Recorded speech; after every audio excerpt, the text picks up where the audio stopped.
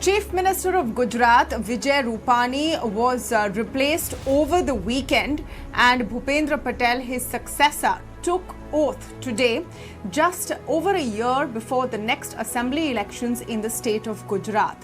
Now, this is not the first time the Gujarat Chief Minister has been replaced before assembly elections by Amit Shah and Prime Minister Modi. Anandiben Patel also had to be replaced before the last assembly elections. In fact, it's quite a running theme in terms of political strategy within the BJP. Over the last few months, at least 4 chief ministers have been replaced, and in the last 7 years, since 2014, at least 8 out of 20 chief ministers that have been installed by the BJP leadership under Narendra Modi has been replaced. Now, is this a good idea or is it a bad idea? Now, some say that this points towards a high command Congress-like culture, which says that all the decisions will be made from New Delhi and they decide who sits on the chief minister's chair. What about the voters who may have elected for a certain candidate? The other way of looking at it is that maybe they are moving proactively to stem the rot or unpopularity before the next assembly election. So what are the different points of view coming on this, and should chief ministers be shown the door even few months before their term ends if the case so requires? So I have 2 political analysts with me speaking on this, senior journalists Smita Prakash and Rasheed Kidwai. Welcome to the show, and thank you to the 2 of you for speaking with us today. Smita, let me begin by getting your view on this. People knew trouble was brewing in Gujarat with Vijay Rupani. Now they're saying it's because of his COVID track record during the second wave. But was it surprising in any way, considering Mr. Rupani was assumed to be close to Mr. Shah? Well, see, he's the 4th chief minister to go in 6 months. You had Tirath Singh Rawat, you had Trivendra Rawat in Uttarakhand, and then you had B.S Yediyurappa in Karnataka. So what the BJP does is it gives a long rope to its chief ministers. It doesn't tolerate incompetence for long. Though Rupani, I'm not going to say that Rupani was incompetent or something, but even the High Court noticed that what he did as far as fighting COVID is concerned, he didn't measure up to what the BJP expected him to do. Now, as I was saying, the BJP gives a long rope to its chief ministers to function. They're given goals and they have to do it. And so long as they're sitting on the chair, they will be defended by the party. But there's a constant audit which keeps happening, whether they're delivering on those goals.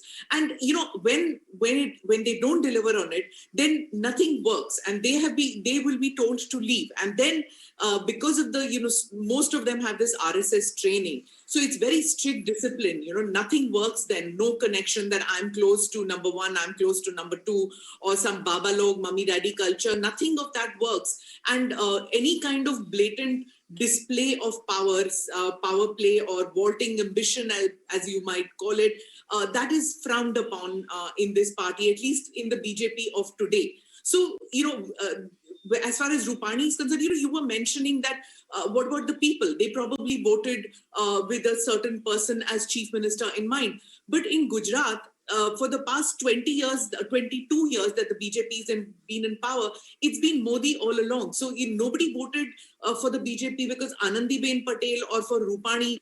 They didn't vote for them. It's with BJP and Modi in mind, and that's probably the way it's going to be for the next 2. So, interesting point there. Rasheed Kidwai, how do you look at that? Assembly elections within states have their own very important role in the fabric of democracy. And in the BJP playbook, every major election you look at is actually fought on the basis of electing a chief minister under the Prime Minister Narendra Modi. He is the central figure, the key campaigner in all of these elections. Is what we're seeing with the replacement of chief ministers just an extension of that same thought process? First of all, I think Smita Prakash has given a very good overview, the reasoning, and the kind of political culture that BJP has developed. We must remember there is something known as, nothing succeeds like success. And that has been happening with the BJP under the leadership of Prime Minister Narendra Modi. But there are a lot of things to ponder over, to introspect.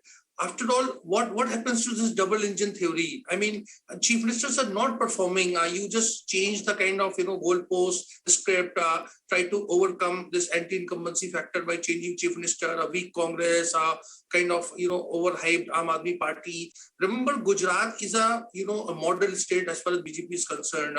As Smita ji was saying, not only BJP plus RSS plus Vishwa Hindu Parishad, the entire parivar helps them. So in light of that, I think, something is not, doing well in the BJP, because why do they have to change so many chief ministers? And this kind of picking up non-entity, I think this also there is a, method in that, because they pick someone lesser known chief minister, denying that job to powerful regional satraps, because if a regional satrap is appointed, then that satrap develops its own kind of, aura and kind of, political stature, which doesn't gel with this stature of Prime Minister Narendra Modi and Mr. Amit Shah, who's a Home Minister. So very interesting development. I think if they can pull it off, it will work very well. If it happens like Jharkhand, then Mr. Modi will come under a lot of criticism.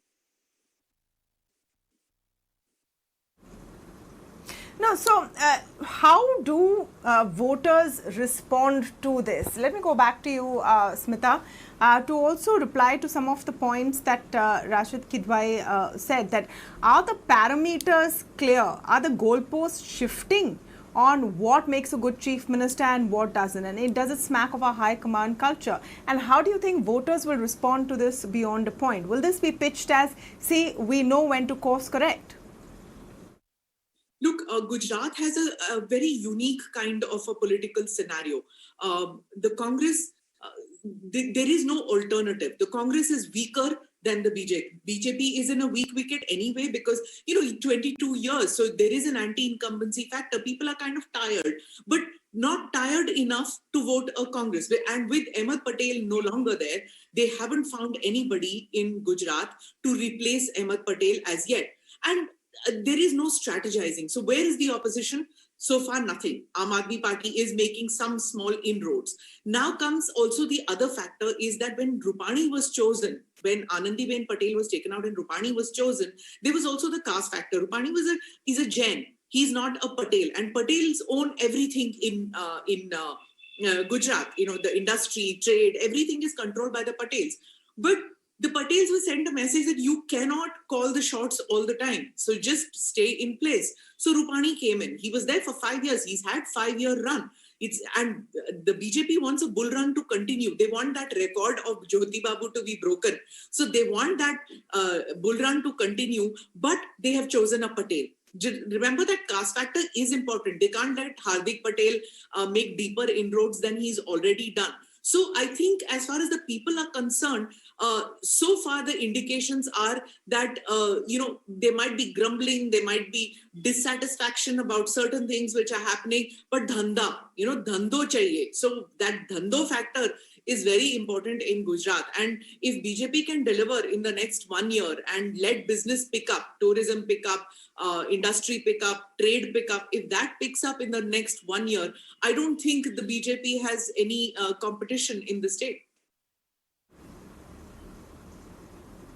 Yeah, so Gujarat is obviously seen as a BJP safe haven, but I think the interesting question is beyond just Gujarat, because clearly the BJP has not hesitated to change chief ministers in several other states as well, as has been mentioned, probably 7 or 8 since 2014, and not all of them were sure shot states for the BJP. So what is the overall message here? Is it that chief ministers are relatively more dispensable than in that case? And what kind of a contrast does this paint? Rasheed Kidwai, that question's to you.